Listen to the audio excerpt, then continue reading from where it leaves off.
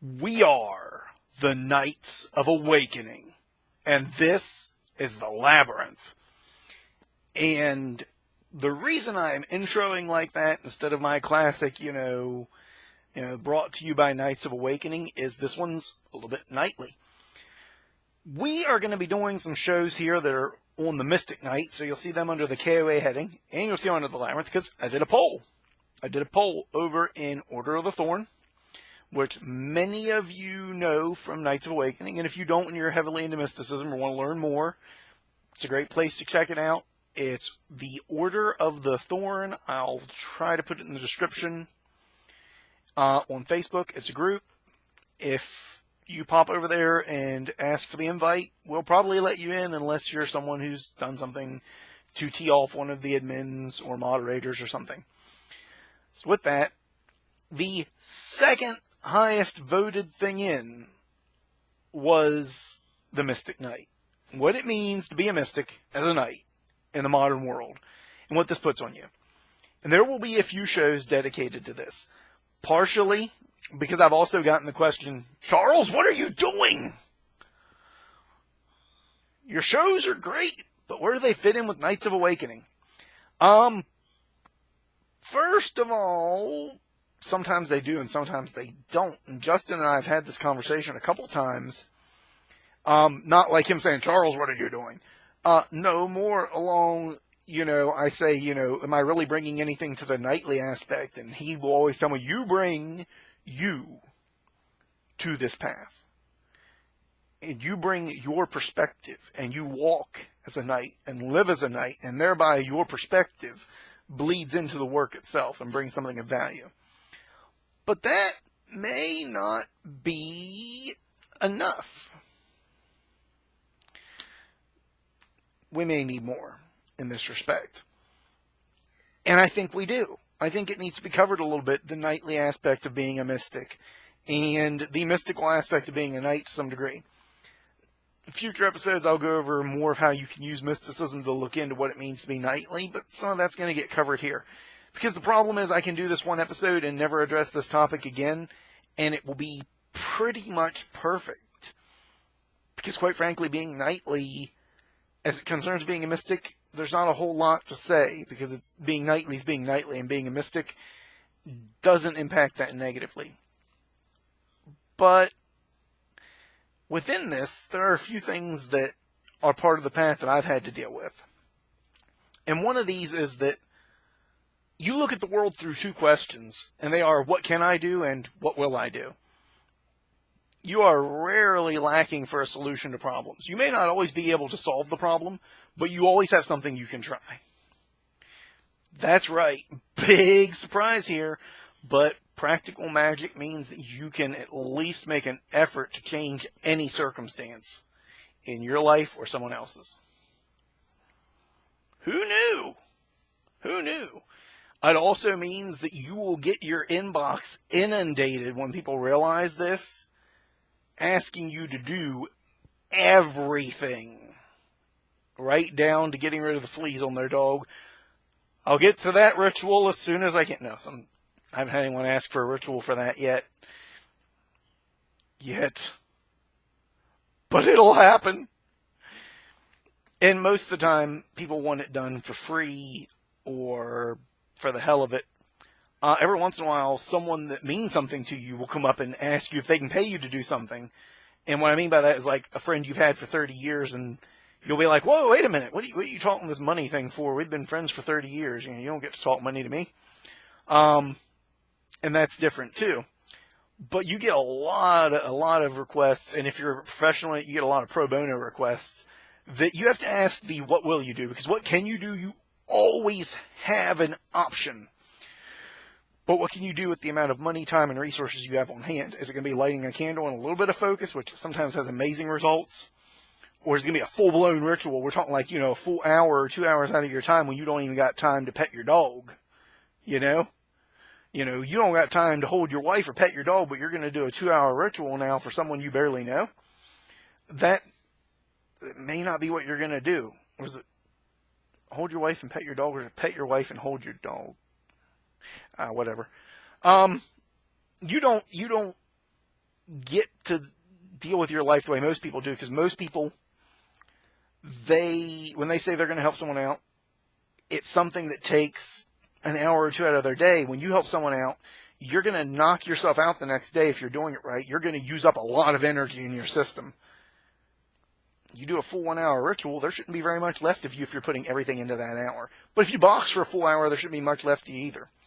If you need to do 5-hour rituals to achieve something, I do 5-hour rituals when I have clients ask for 5-hour rituals and pay me for the 5 hours, which you don't even want me to quote the cost on it. It's expensive. Most of the time I focus on the results so that it is a reward versus cost type thing. And this isn't about my business practices, but what I mean is I have a gauging scale of how much I value my time and my hour plus my recovery time for the next day. Also, the recovery time for a 4-hour long chant is about a week. So I factor all of that into that, and you don't really need to hear about that. The point is, when someone asks you to do this, especially when you're not a professional, which most of you out there are not professionals, and I love teaching, so that's part of why I'm doing these videos. It's part of why I love to do this. It's why when I don't do a Nights of Awakening video for a while, I do 2 in a row. This one was actually done on the same day as the last one. Actually, minutes ago, I finished. But I wanted to hit this too before I forget about it and something else more important comes up that I need to do in terms of videos or just life. So I'm hitting on it. You always have something you can do when you're a mystic. You then have to look at what you can do within that time frame, within the resources and the amount of physical energy you can put in. And generally, then you got to look at what you will do. You make a conscious decision to walk by suffering. Because if you don't, you will exhaust yourself to death. And there's no getting around it. I've damn near put myself in the grave a couple times by pushing harder than I should in my magic. This gets into something I covered in the last video. And some people think that I'm really powerful, and I was born with a lot of power. I've got the gift. But I consider myself relatively weak in some ways. And a lot of people won't understand that, because I have met people that have such a greater potential than I do. And I know how far they could go if they want it bad enough to push. And maybe that's what one of my gifts is that I'll push so hard until I have nothing left to push with. Maybe that makes me powerful. Maybe that's all power is, and maybe I'm misunderstanding it. Maybe I'm a self-deprecating bastard, or maybe I'm not. But you can put yourself in the grave with this. And if you have too big of a heart, you will. And that's part of understanding that as a knight. But it's also weighing the value of your time, your life, your family's time. I'm ready for it. It's going to come in the comments. Someone's going to be like, "You bastard, you could be helping people with your gifts and you're choosing to walk by and watch them suffer." Yes. Yes, I am. And when you level this on me, please go after the great Justin Bain, police officer. Because he goes home eventually too. And I guarantee you he is not fighting fires in his hours off as a police officer and taking care of infants at the hospital in his time off. He's not. Not unless they're related to him. He does not give up all of his time, and he is still a good man, and anyone who questions that, then I'll have a problem with it. But something every knight learns is eventually we have to measure our responsibility to the world with our responsibility to ourselves. And for a mystic knight,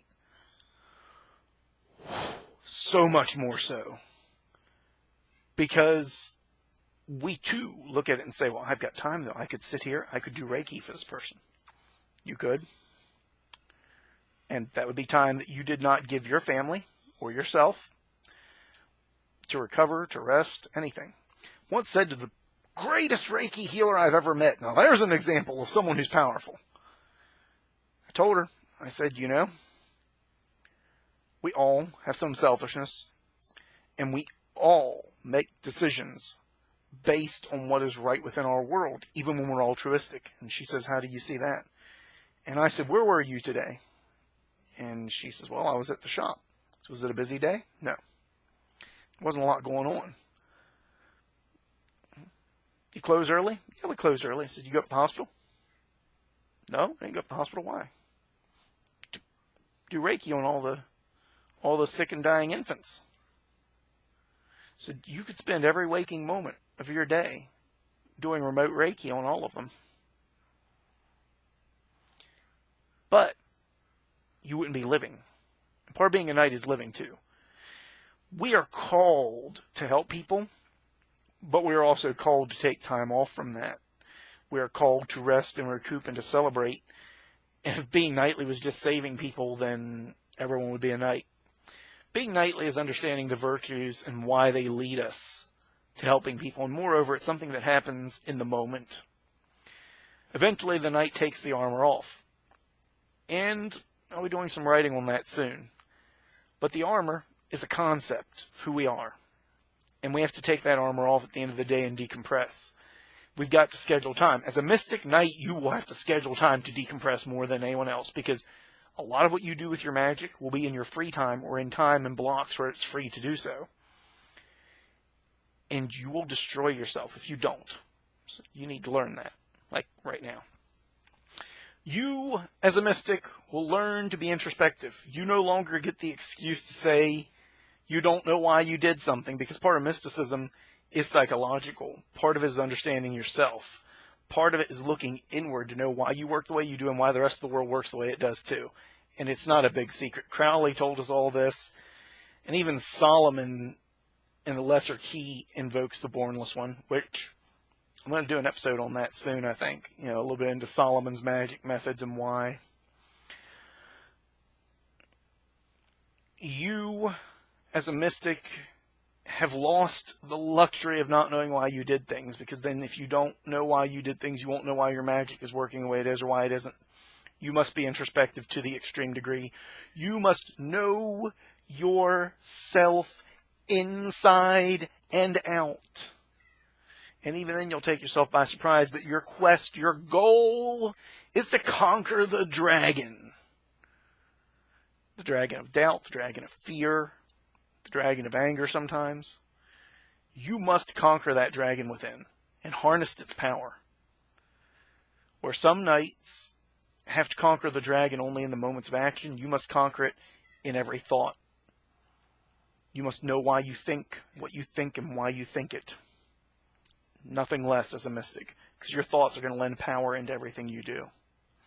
You don't get the luxury of not knowing why you did something. I don't know. You don't get to say that. What you get to say is, I know why I did that. Because I wanted to. Because I was hurt. Because I was angry. Because I was happy. Because I knew it was going to make someone happy. Because I knew it was going to make me happy. Because I was being selfish that day. You have to be able to say those things. You have to fess that up. Because if you're hiding anything subconsciously, it is going to repercuss in your magic in ways that you are not ready for. Take it from me. I used to have it happen all the time. I became aware. My mentor drilled awareness into me. And bless him for doing so. Because I needed it.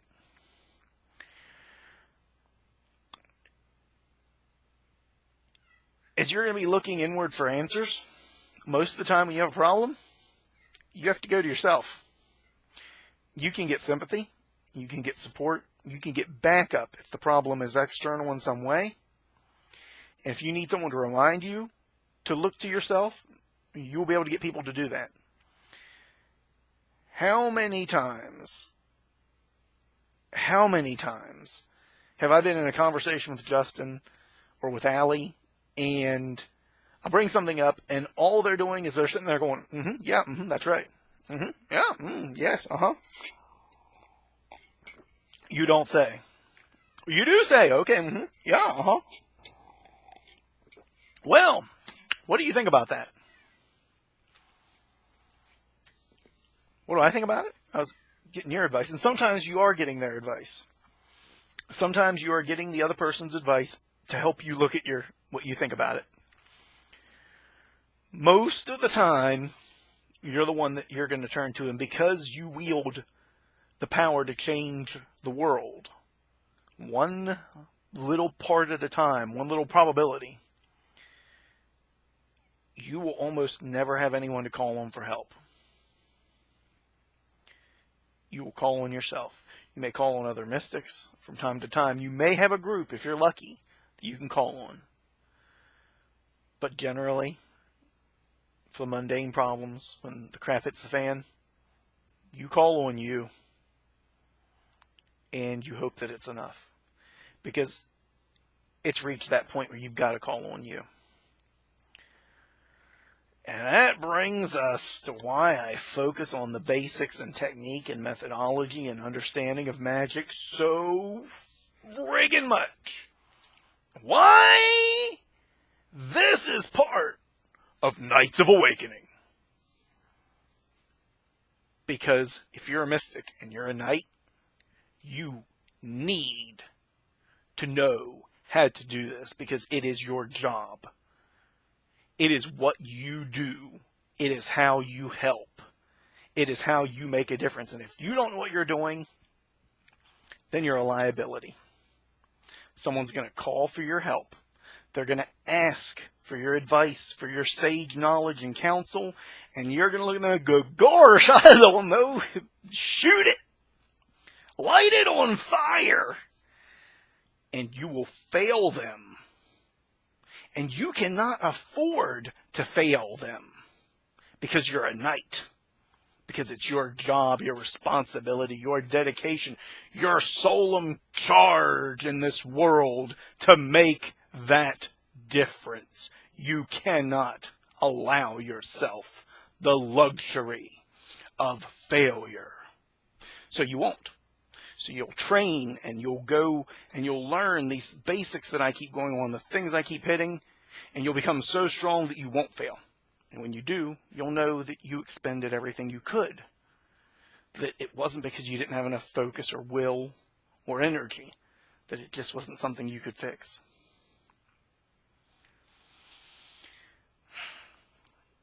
That is what it means to be a mystic knight. You will get every job put upon you. Every task is now yours because you're able. My old mentor and I used to talk about breaking down words. One of his favorites was responsible. You are response-able. You're able to respond. The response might be nothing, and you will make the choice to not do something. What will I do? What will? As in, what decision will I make? Will I will anything to be done? A lot of times you won't. Oh, your cat is sick and dying. Oh, that's so sad. Sometimes you will. Sometimes it'll move you. What do you mean your Fluffy is dying? Quickly, my candles! But you will have to be human as well. And you will have the unenviable task that no one else will understand of balancing that out. Because it all becomes your responsibility. So there. That is what it means to be a mystic knight. We're going to do more episodes on this, helping you learn and grow in your mysticism as a knight. The last episode talked about methods.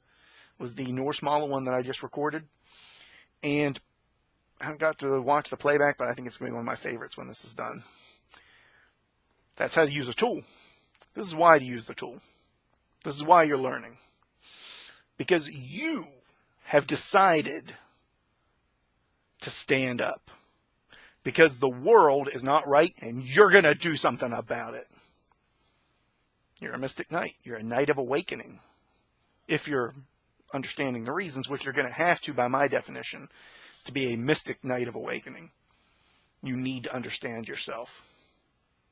You need to understand why you do what you do, and what you will and won't do, and what you can and can't do. I can't turn back death, not forever. I've bought people time before, sometimes a year, sometimes a day, sometimes 10 years. There's a limit. You need to learn all of that. That's what it means. This has been the Labyrinth on the Nights of Awakening. Awaken the night within.